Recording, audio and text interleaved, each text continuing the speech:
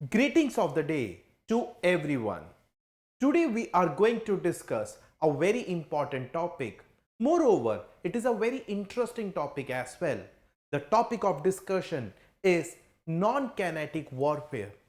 Before understanding what is non-kinetic warfare, we also need to understand why it was in news. Okay, so let us see the news.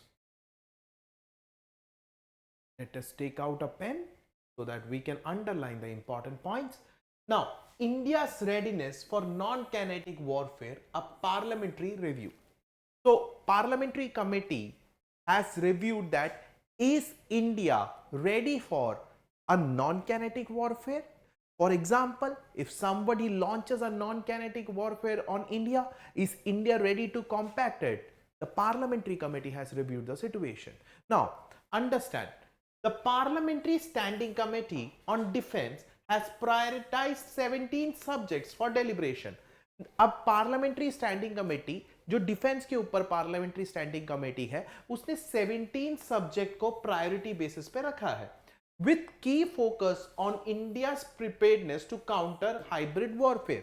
अब parliamentary standing committee on defence ने 17 subjects के ऊपर बात किया है 17 subjects के ऊपर बहुत इन डेप्थ में डिटेल में बात किया है और उसमें से एक बहुत ही इंपॉर्टेंट सब्जेक्ट जिसके ऊपर उन्होंने बात किया है वो है क्या भारत रेडी है एक हाइब्रिड वॉरफेयर के लिए हमारी अटैक करने की बात नहीं हो रही है हमारे ऊपर कोई अटैक करता है तो क्या हम उसको काउंटर करने के लिए रेडी है क्या हमारा डिफेंस मैकेनिज्म रेडी है उस चीज की बात कर रहे हैं तो यहां पर आपका इंपॉर्टेंट पॉइंट है parliamentary standing committee on defence ने हमारे प्रिपेयर्डनेस को चेक किया है to counter non kinetic warfare और a hybrid warfare now what is this non kinetic warfare देखते हैं a non kinetic warfare refers to a conflict method that do not rely, I repeat, एक ऐसा conflict method that do not rely on traditional military forces, physical destruction, एक ऐसा warfare जहां पर traditional तरीके से हम किसी से जंग लड़ने जाते हैं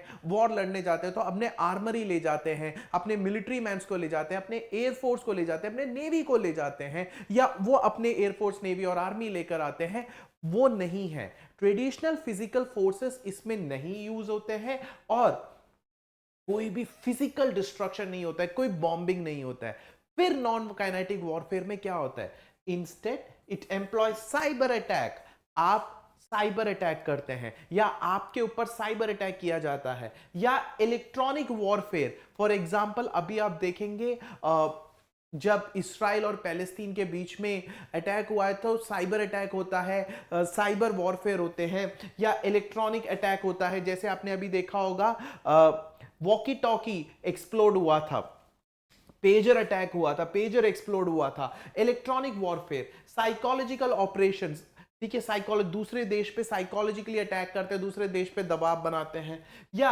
इंफॉर्मेशन मैनिपुलेशन कि आपके देश के बारे में कोई गलत इंफॉर्मेशन स्प्रेड ऑन कर दिया सो एंड इकोनॉमिक सैंक्शंस जैसे वेस्टर्न कंट्रीज ने रशिया के ऊपर इकोनॉमिक सैंक्शंस लगाए थे कि भाई रशिया से कोई ट्रेड नहीं करेगा तो क्या होगा रशियन इकोनॉमी वीक होगी and other strategies to disrupt an enemies infrastructure और स्ट्रेटजीज का भी यूज किया जा सकता है कि एनिमी के इंफ्रास्ट्रक्चर को तबाह करने के लिए और इकोनॉमी और मोरल ऐसी कोई भी स्ट्रैटेजी जिससे एनिमी का इंफ्रास्ट्रक्चर मोरल या उसकी इकोनॉमी में कोई भी प्रॉब्लम आए उस तरीके के अटैक को क्या कहते हैं नॉन कैनेटिक वॉरफेयर कहते हैं अब आपको एक चीज ये समझ में आ गया होगा कि what is non kinetic warfare non kinetic warfare एक ऐसा वॉरफेयर है जिसमें फिजिकल कॉन्फ्रंट्रेशन या फिजिकल कॉन्फ्रंट्रेशन बिल्कुल भी इन्वॉल्व नहीं है मिलिट्री इन्वॉल्व नहीं है वेपन्स इन्वॉल्व नहीं है या बॉम्बिंग इन्वॉल्व नहीं है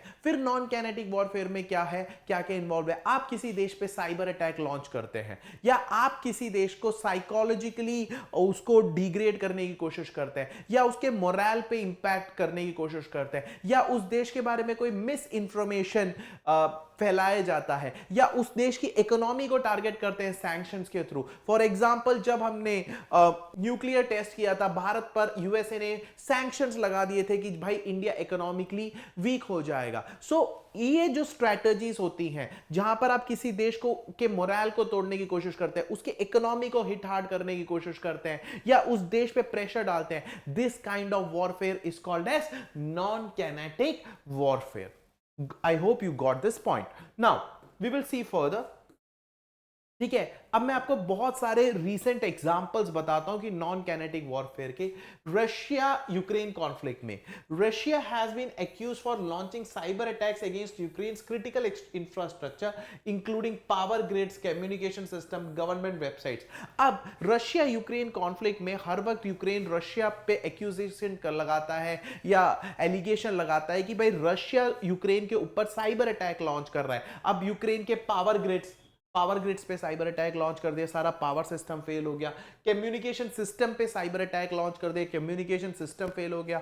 ठीक है, या गवर्नमेंट वेबसाइट को हैक कर लिया। फॉर एग्जांपल रिसेंटली हमारे जो all India institute of medical sciences है उसके वेबसाइट को हैक करके बहुत सारे इंफॉर्मेशन लीक करे गए थे। Such sort of attacks are cyber attacks. तो रशिया यूक्रेन कॉन्फ्लिक्ट में रशिया को हर वक्त एक्यूज किया जाता है that they are launching cyber attacks on power grids, communication system, government website. And Russia Ukraine में बहुत सारे डिस इंफॉर्मेशन कैंपेन्स लॉन्च करता है यूक्रेन के खिलाफ। सो रशिया यूक्रेन कॉन्फ्लिक्ट में ये एलिगेशन रशिया के ऊपर हर वक्त लगता आया है।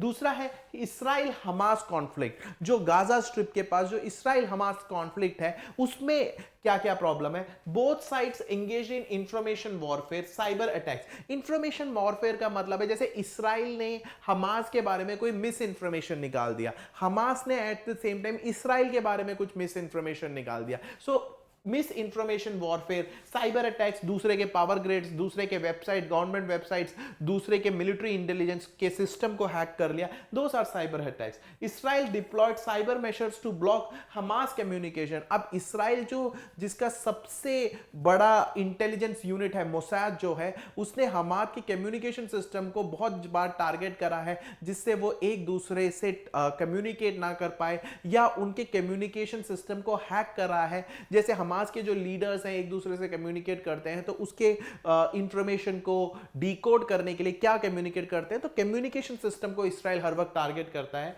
While Hamas use propaganda and social media to influence public opinion globally. अब देखो इस्राइल ने क्या करा है, इस्राइल ने उनके कम्युनिकेशन सिस्टम, उसके पावर ग्रिड को टारगेट करा है, तो हमास ने भी वहां पे कमी नहीं छोड़ी। हमास ने क्या करा है, सोशल मीडिया प्लेटफॉर्म में रूथलेसनेस ऑफ इस्राइली फोर्सेस को दिखाया है जिससे वो वर्ल्ड सिंपैथी गेन कर पाए। तीसरा पॉइंट है अब US election interference 2016। US accused Russia for modelling in its presidential election meddling in its presidential election through disinformation campaign, hacking political parties, social media manipulation and aiming to destabilize democratic process। अब US ने क्या बोला है कि 2016 में Russia ने उनके presidential election में बहुत सारे मिस इंफॉर्मेशन कैंपेन्स रन किए हैं, वेबसाइट्स को हैक किया है। So US has put direct allegation on Russia कि आपने हमारे देश के इलेक्शंस में इन्वॉल्व किया है। एक बहुत बड़ा एस्पेक्ट था। Chinese cyber attack on US. Chinese हर वक्त साइबर अटैक करता है यूएस पे, ठीक है, एस्पियोनेज करता है, स्पाई करता आया है, उनके वेबसाइट्स को टारगेट करता आया है और उनके इंफॉर्मेशंस को लीक आउट करता आया है। सेम वे में अगर आप देखोगे तो पेजर ब्लास्ट हुआ था अभी लेबनान में, उसके बाद वॉकी टॉकी ब्लास्ट हुआ था लेबनान में। सो इस्राइल ने लेबनान में पेजर ब्लास्ट, बेरूत में हुआ था पेजर ब्लास्ट और वॉकी टॉकी ब्लास्ट। तो ये सारे क्या है, you are using technological warfare, you are using cyber attacks, you are using misinformation campaigns, you are using social medias. And why you are using all these things? You are using all these things to weaken the economy. You are trying to create a panic in the other country. For example, जब Lebanon में ये blast हुआ था, people were very scared to go into the common places. लोगों को ऐसा लग रहा था कि उनके घर का फ्रिज ब्लास्ट हो जाए, उनके घर का टीवी ब्लास्ट हो जाए. So there was a panic like of scenario, and this kind of warfare is a very deadly warfare, जहां पर हर व्यक्ति अपने डर डर के अपनी जिंदगी को हर दिन हर पल गुजार रहा है. Now let us move further. I hope you understood what is kinetic warfare and non-kinetic warfare. If you have not understood, I will brief you out once again.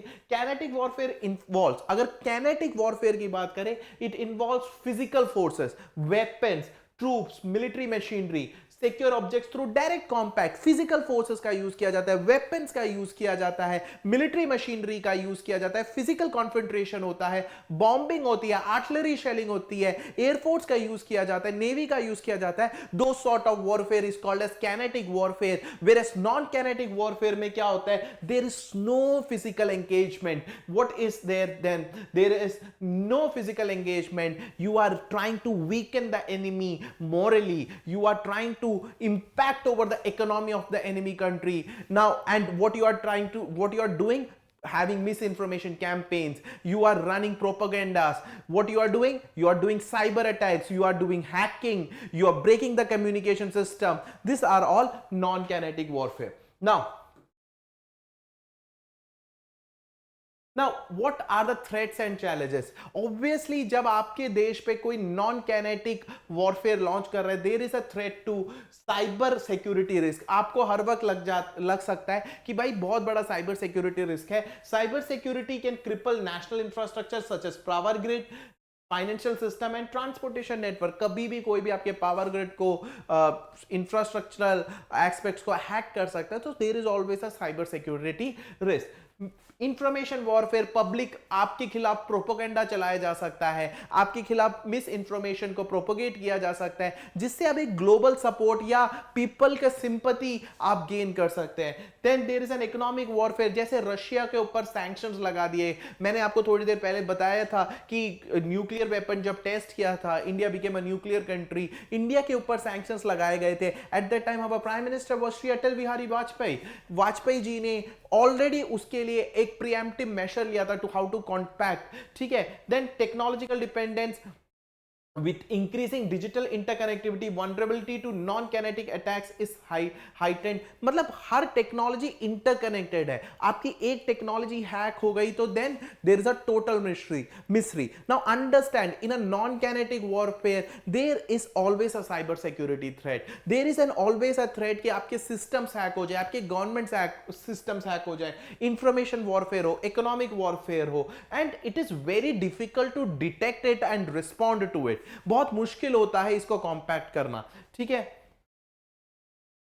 Now मैंने स्टार्ट क्या किया था कि भाई इंडिया में एक parliamentary standing committee है, the parliamentary standing committee on defence.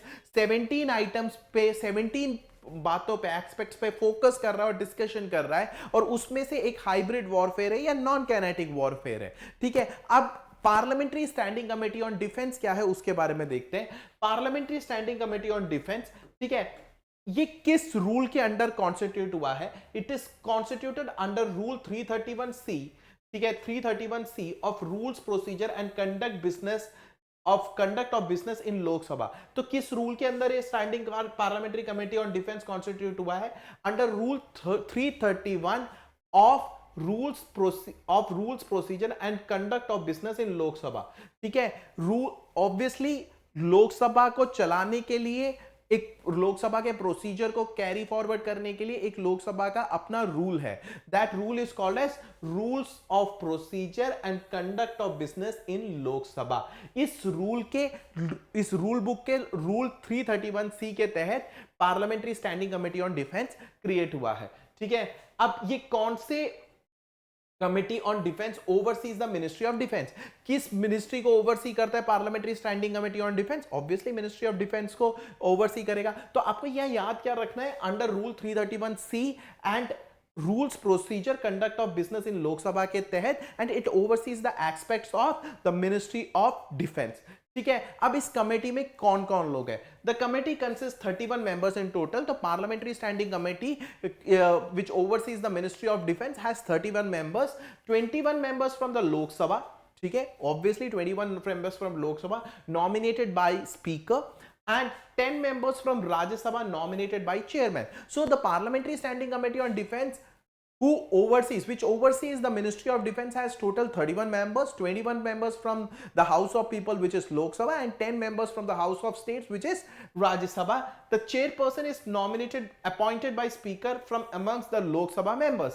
अब chairperson को कौन appoint करता है? Speaker of Lok Sabha appoint करते हैं, जो 21 members वहां से आए हैं उसमें से एक को वो चेयरमैन बनाते हैं parliamentary standing committee on defence के. The members tenure does not exceed 1 year. जो मेंबर्स का टेन्योर है 1 साल से ज्यादा नहीं होना चाहिए. ठीक है. अब parliamentary standing committee on defence, जिसमें 31 मेंबर्स हैं, 21 फ्रॉम लोकसभा है, 10 फ्रॉम राज्यसभा है, जिसके चेयरमैन को लोकसभा के स्पीकर डिसाइड करते हैं, जिनका टेन्योर 1 साल से ज्यादा नहीं होता है. उनका काम क्या होता है? ठीक है. अब to review report on demands of grants for ministry of defence. अब मिनिस्ट्री ऑफ डिफेंस में कोई भी डिमांड फॉर ग्रांट्स है, मिनिस्ट्री ऑफ डिफेंस के लिए कोई पैसे मांगे गए हैं, तो वो सही है या गलत है, वो कौन रिव्यू करेगा? Parliamentary standing committee on defence. ठीक है. To examine defence related bills referred by the speaker और chairman and report on them. कोई भी डिफेंस एस्पेक्ट से रिलेटेड कोई बिल आता है, कोई भी प्रपोजल आता है, तो वो parliamentary standing committee on defence उसको रिव्यू करेगा, उसको वेरीफाई करेगा. To review report on ministry's annual report. जो डिफेंस मिनिस्ट्री का एनुअल रिपोर्ट है उसको भी वही रिव्यू करता है. ठीक है. To consider national basic long term policy documents referred by speaker chairman and make reports there on. ठीक है. कोई भी पॉलिसीज स्पीकर और चेयरमैन रेफर करते हैं parliamentary standing committee of defence को, तो वो उसको रिव्यू करता है. तो सबसे पहले समझिए parliamentary standing committee on defence क्या है. Parliamentary standing committee of defence ये है, एक कमेटी है जो डिफेंस मिनिस्ट्री को ओवरसी करता है. 31 मेंबर्स हैं, 21 from Lok Sabha, 10 from Rajya Sabha. Speaker of Lok Sabha उस लोकसभा में से जो मेंबर्स थे उसमें से चेयरमैन को नॉमिनेट करता है. इनका जो टेन्योर है 1 ईयर एक्सीड नहीं करता है. इनका काम क्या क्या होता है? डिफेंस मिनिस्ट्री को जो डिमांड फॉर ग्रांट्स है डिफेंस मिनिस्ट्री के लिए उसको मॉनिटर करना. दूसरा, इनके सामने कोई बिल डिफेंस मिनिस्ट्री से रिलेटेड कोई बिल स्पीकर और चेयरमैन नॉमिनेट देते हैं उनको, तो उसको रिव्यू करना. तीसरा क्या है? मिनिस्ट्रीज के एनुअल रिपोर्ट, उनके पॉलिसीज, डिफेंस मिनिस्ट्री के एनुअल रिपोर्ट, उनके पॉलिसीज को स्क्रूटनाइज करना. इसी parliamentary standing committee on defence ने हाइब्रिड वॉरफेयर की को लेकर बात करी है. What can be the preemptive steps to compact the hybrid warfare in this present day world where hybrid warfare और non kinetic warfare has been increasing drastically. We have seen the scenario of Israel Lebanon where there was a pager explosion, walkie talkie explosion. We have seen the scenario of China US where China has been constantly intruding into the US cyber system and has been involving in hacking. We have been seeing the scenario where the Western countries has been putting sanctions on Russia to economically weaken the Russian economy. We have been seeing the scenario of Israel-Palestine, where on one hand Israel is trying to cyber attack on the power grids in Palestine, trying to cyber attack on the information system and communication system in Palestine, whereas the Palestine is trying to degrade the face value of Israel in the global front by running propaganda about the Mossad and the ruthlessness of Mossad. That's all for the day. I hope you understood what is kinetic warfare. In the global warfare scenario, we have to be prepared to tackle such a situation, and I hope the ministry, the government of India is doing the same thing. Thank you so much. Have a nice day.